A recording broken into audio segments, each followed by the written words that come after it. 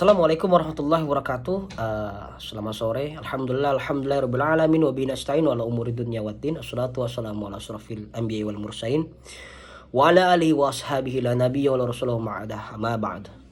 Abu Karam wal Muhtaram, kepada Bapak dosen pengampu Bapak Herpin Yoki Pradikta SIMHI.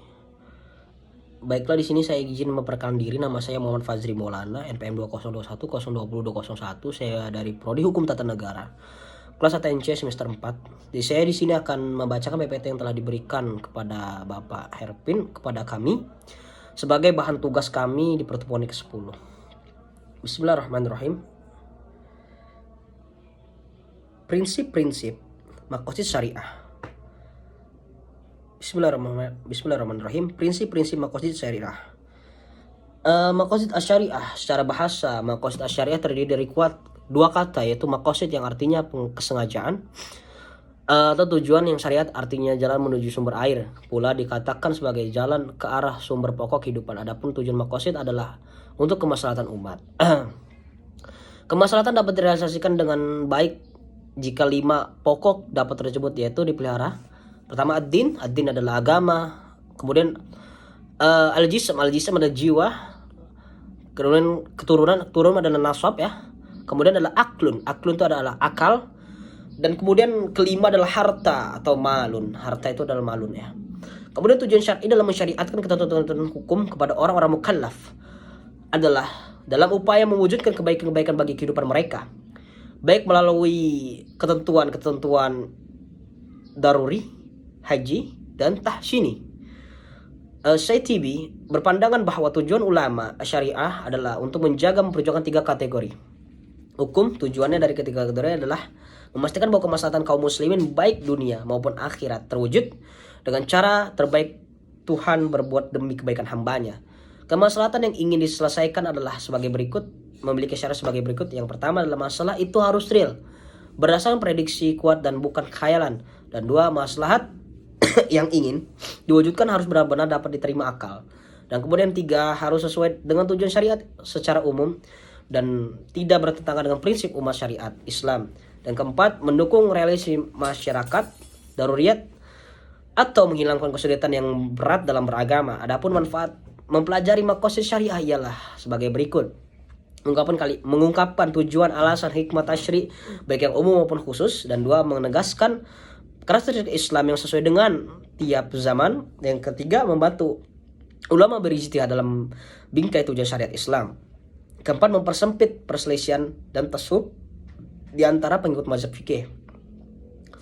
Pelengkap maqasid asyariah. Pelengkap maqasid asyariah adalah daruriyat. Ketika Tuhan mensyariatkan salat untuk menegakkan memelihara unsur agama syar'i, memerintahkan agar salat itu dikumandangkan dengan azan sesudah masuk waktu dan dikerjakan dengan berjamaah sebagai kelengkapannya. Dan kemudian pelengkap maqasid hajiyat. Tatkala syara memberikan kemurahan hati kepada orang-orang yang sedang berpergian untuk menggosor salat, disempurnakan kemurahan itu dengan diperbolehkan menjamaknya.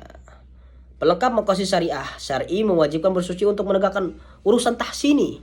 Kemudian kewajiban bersuci untuk disempurnakan dan aturan-aturan yang sunnah bagi bersuci tatkala syar'i. Misalkan menyembelih kurban, disempurnakan perintah itu agar binatang dikurbankan dipilih dari binatang yang tidak cacat.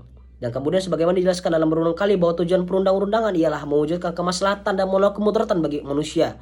Maksud tersebut dapat terwujud karena perintah dan kewajiban syariat dilaksanakan dengan sebaik-baiknya, dijauhi segala larangannya. Pengetahuan dan pemahaman yang benar mengenai sebab-sebab perintah itu dikeluarkan menjadi pendukung utama untuk menaati perintah syariat. Jadi, maqasid syariat adalah pelengkap yang misalnya ketika Tuhan mensyariatkan sholat. Jadi di dalam sholat itu ya, makanya Allah memerintahkan sholat, aqimu sholat wa atu zakah. Maka di situ ada pelengkapnya yang disebut dengan maqasid ad-daruriyat. Maqasid ad-daruriyat itu adalah pelengkap. Ketika kita sholat ya apa? Pelengkapnya adalah azan.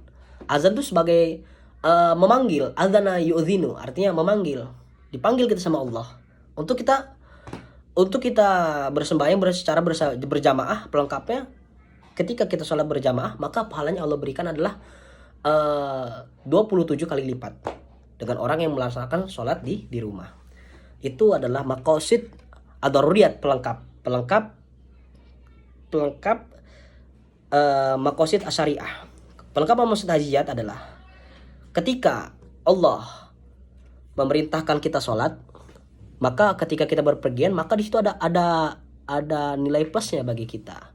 Maka di situ kita bisa mengkodoknya. Makanya di situ adalah Islam itu banyak sekali dispensasinya. Ketika kita tidak bisa sholat secara berdiri, maka najlis, duduk. Gak bisa naum, tidur. Gak bisa juga pakai isyarat, gak bisa juga, ya Allah alam. Tinggal kita diajarin sama Allah Subhanahu wa taala. Bila itu, assalamualaikum warahmatullahi wabarakatuh.